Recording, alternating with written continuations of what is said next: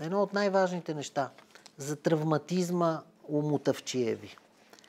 Да, тези хора носят следите, както баща и, така и дядо и, така и майка и, на трите войни, на тия обществени преживявания.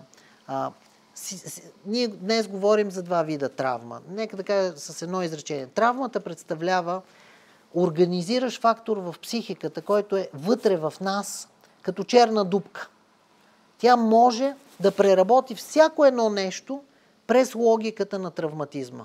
Може всяко нещо, което очакваш да се случи, да го очакваш с ужас и страх. Всяко нещо, което ти предстои като катастрофа.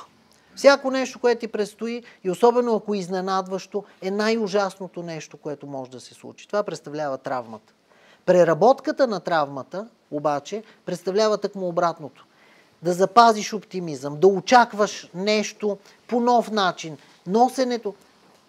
Тази героиня, тази жена, този човек тук, за който става въпрос в тази книга, носи постоянно това усещане, че може да предстои нещо ново. Дори това най-ужасното, което предстои, сигурно носи нещо, което ще бъде интересно и продължава да се развива и паралелно не спрямо травматизма, а спрямо очакването за нещо ново.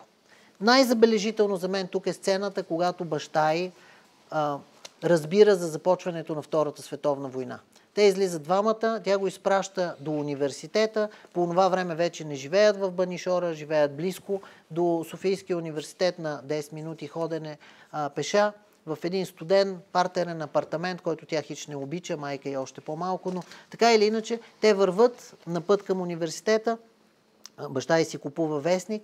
Аз спомням си много ясно как се отпусна ръката му, какво представляваше лицето му, нали? И тя вижда заглавието във вестника, че е започнала Втората световна война. Това преживяване, обаче тя изведнъж казва, да, не знам за този човек, който беше преживял войните, какво значи това, нали, по лицето му се вижда, но аз си казах, може би идва нещо ново, кой знае, нещо по-различно ще се случва, не знам какво е, нали. И нещата се случват наистина жестоко. Тук тя преживява две съвсем директни травми. През 1943 година почива баща й след боледуване от рак. Почива в чужбина, което също е много тежко, защото невъзможността да се сбогуваш и така нататък. Майка й е заедно с него, връщат ги, т.е. след лечението се връщат към България. Това е изключителното събитие от 1943 година, а от 1944 година, както каза и Веселина, идват бомбите. 10 януари е бомбардирана София по много тежък начин и Вера Мутафчиева описва това нещо по изключителен начин. След това те се изнасят в едно павликенско село и ние се чудиме, тези хора ще могат ли да се съберат, обаче тя поема отговорност и в това павликенско село по време на тяхната изолация, тя започва да търси възможност да преподава на някакъв човек, който иска да бъде студент, нещо френски език, да се опитва да изкара нещо за хляба и така нататък, и така нататък. Нейният характер наистина е нечут.